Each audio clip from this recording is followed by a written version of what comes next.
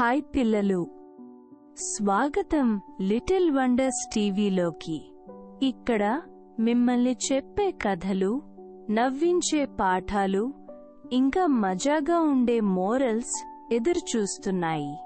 ఇది ఒక చిన్న పురుగు చిన్ని గురించిన కథ.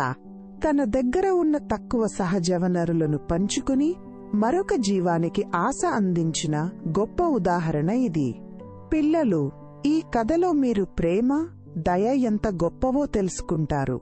ఒక చిన్న అడవి దగ్గర ఉన్న చెట్టు కింద చిన్ని అనే చిట్టి పురుగు నివసించేది.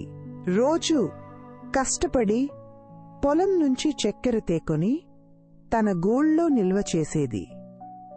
తన పని పట్ల ఎంతో నిబద్ధత చూపించేది. చిన్నదైనా తన పని గొప్పదిగా భావించేది. చెట్టుపైకి ఎక్కి దిగడం, తిండి కోసం గాలించడం, ఇవన్నీ అది ఎంతో ఆనందంగా చేసేది. ఇతర పురుగులతో ఎక్కువగా కలవలేదు. ఒకరోజు తెల్లవారుఝామున చిన్ని గూళ్ళోకి వచ్చి చూసింది. అప్పుడు బలహీనంగా ఉండే ఒక ఇతర పురుగు అక్కడ కనిపించింది. అది శరీరం క్షీణించి తినకుండా అయిపోయింది. ఆ పురుగు పేరు బింబి.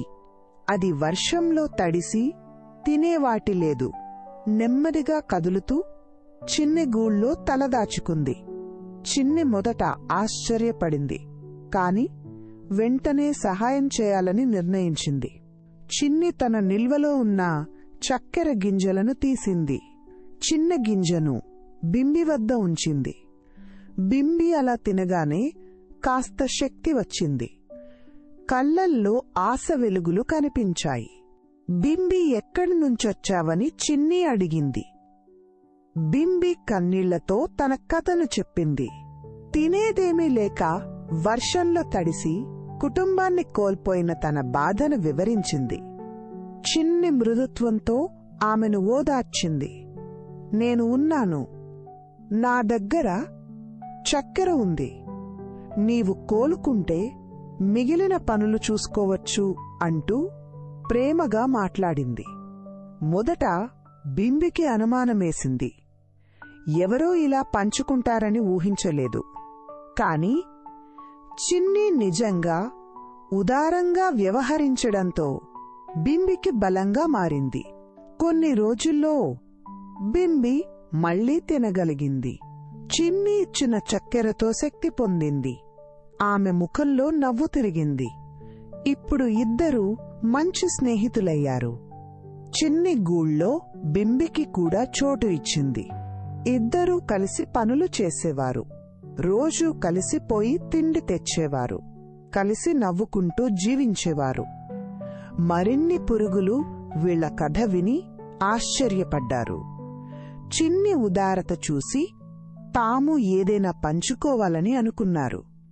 ఈ సంఘటన గూళ్ళ మధ్య మార్పు తెచ్చింది. ఒకరోజు ఒక పెద్ద వాన వచ్చింది. చాలామంది పురుగులు తలదాచుకోవడానికి చోటులేక దిగులుగా ఉన్నారు. చిన్ని తన గూళ్ళో వారికి ఆశ్రయమిచ్చింది.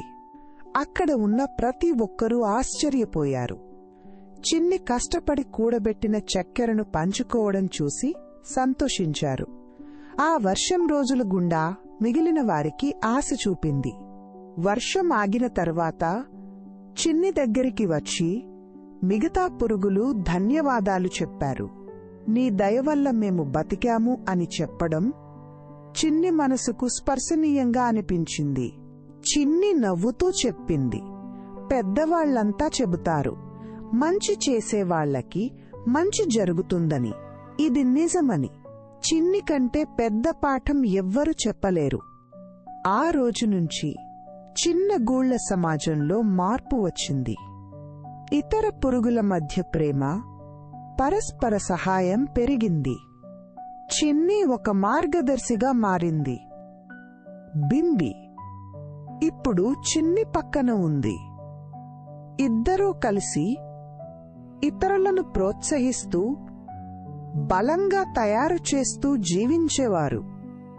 ఆ గూళ్ళకి వారే పర్యాయనామంగా మారారు. చిన్నగా ఉన్న చిన్ని చేసిన పని ఎంతో గొప్పది. అందులో ప్రేమ, దయ, బంధం ఉన్నది. పిల్లలు దీని నుంచే పంచుకోవడంలో ఉన్న అందాన్ని తెలుసుకోవాలి. ఈ కథ మనం గుర్తుంచుకోవాలి. మన దగ్గర ఎంత ఉన్నా ఇంకొకరికి అవసరం ఉంటే పంచాలి. అది మనను గొప్పవారిగా మార్చుతుంది. దయే నిజమైన ధనం. ఈ కథ నచ్చిందా? మరిచిపోకండి, లైక్ చేయండి, షేర్ చేయండి, సబ్స్క్రైబ్ చేయండి. మరిన్ని అద్భుతమైన కథల కోసం తిరిగి రండి.